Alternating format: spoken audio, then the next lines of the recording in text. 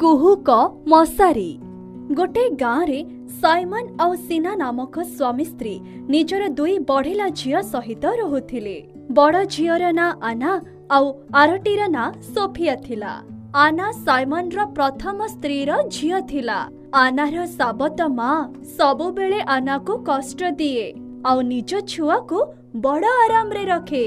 गोटे दिन सकाळे बहुत जोरे ठंडा होथिला। आना ओ आना सोई छुई छे, अरे जल्दी उठे, जा चा बने की मते आन के खट पाखरे दे।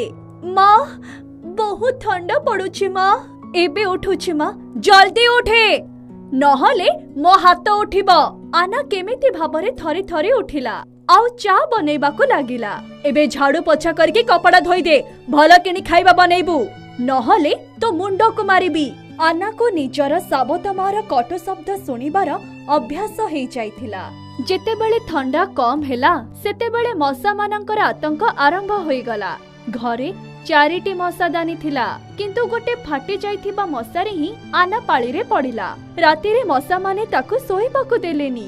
सकाळ हेला, ओ महारानी आउ केते सोइबो, चलो उठ, जल्दी उठ, सबु तक काम पड़िछि। हो मां, राती सारा मशा माने मते सोइबाकू देलेनी, सेति पई सकाळ नित खोलिलानी। से बहाना जमा करेनी, चल चुपचाप कामरे लगी पड़े। सीना काहे के छुआटा को गाली दउछ? तमे मझिरे कुहनी, ये जदि काम धंदा किछि करिबनी ना, नहले ससुर घरे हमर नाक निस तळको करबा। अच्छा, ए सोफिया जते बेले सासु घर को जिवो, कोन काम से निज सासु द्वारा करइबो? ओहो, अरे सोफिया तो एबे छुआ अछि, ता देह भी भल रहुनी ना। एईटा तमर अलिअड़ आउ अंटी रे पुरैबार परिणाम। देखो केते मोटी हेलानी सीए, काम करिबा द्वारा शरीर फिट रहे।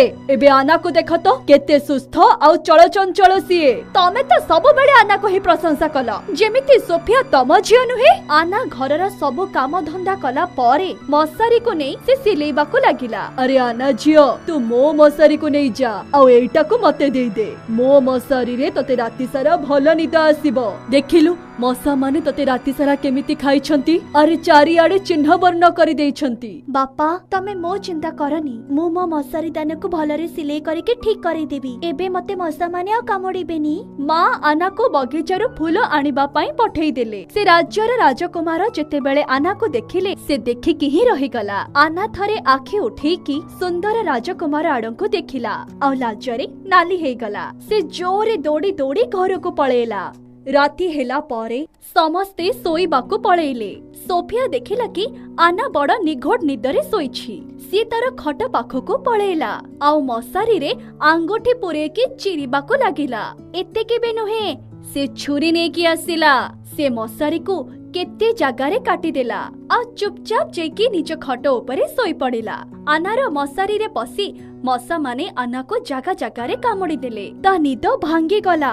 परदिन आनार माँ बापा आ सोफिया निजर जने कुणिया घर को पळेइले। आना घरे एकुटिया थिला। से निजर चिरी जाइथिबा मशारी को नै लुह झरेइबाकू लागिला।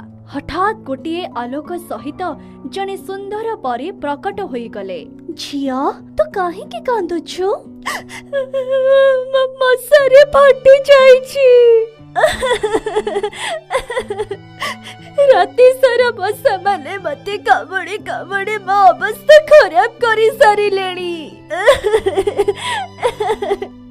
आउ सकाळ जल्दी उठी के घरर सब काम करिबाकू पडुछि।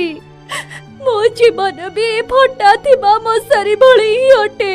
झिया मु जानि छी तू बहुत भल हृदयर अटु। एबे तोर कष्टर दिन पूरा हे गलानी। एने मु तते गोटे नुआ मशारी दोछि, नियो मो सान भौणी सोफिया याको भी काटी दबो। मते पुणी थरे राती सारा मशा माने कामुड़िबे। अरे झिया, ये कोनोसी साधारण मशारी नुहे, एहा गोटे चमत्कारी कुहुक मशारी अटे। एहा सब दिन तोर रक्षा करेबो। तुमे कोनोसे भी उचित वस्तु किंबा धन चाहिबो ताहले ये काम को देई दबो। याको केही भी हेले नष्ट करि परिबेनी। एहा कहि कि परी निजर कुहुक बाड़ी सहाय्य रे आना को सुंदर वस्त्र आउ आभूषण रे सज्जित करई देला। सीए गोटे सुंदर आ सुस्थ राजकुमारी परी लागुथिला। परी मां आपनको कोटि कोटि धन्यवाद। परी आकाश मार्ग रे उड़ी के पळेला। राति हे गला। आना बड़ आराम रे नुआ मसारी भितरे आराम रे सोई पड़िला। तार सान भणी सोफिया आउ तार मां ता खट पाखको आसी गले। मो ये ते बदले केमिति गला? एते सुंदर मसारी ताको कोठ मिलिला? बहुत मजारे सोईची। एबे ही तक मजा चखोची। जा जा जल्दी जाई के छुरीटा नै के आसे। जल्दी जा। सोफिया आउ तार मां दुई जण छुरी आनिकी मसारी आड़को बढ़िले। और ये कौन मसारी भितरु जोरे आलोक आसुथिला। और दुई माँ झियो छिटिकी की पड़ी गले। ओह अरे मरी गली रे, बचा मते, मोटा भांगी गला। अरे उठी ही पारुनी।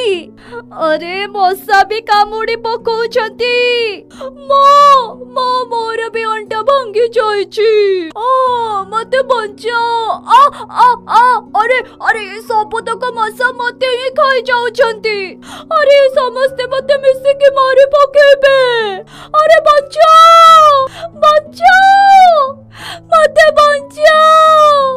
जेमिति करिबा सेमिति पाइबा। एबे आखि खोली के देखि नियो, ए पापर फल तुमको निश्चिंत मिलिबो। आना को क्षमा माग। अरे आना झियो मते क्षमा करि दे। दीदी मते क्षमा कर दियो। आना दुई माँ झियो को उठेई देला। तांको राज्यर राजकुमार आना पाई विवाह प्रस्ताव पकाइला। आउ आना राजकुमार कर सुंदर ढंगरे विवाह हेला। आना राजकुमार को सहित खुशी खुशी रे रहिबाकु लागिला।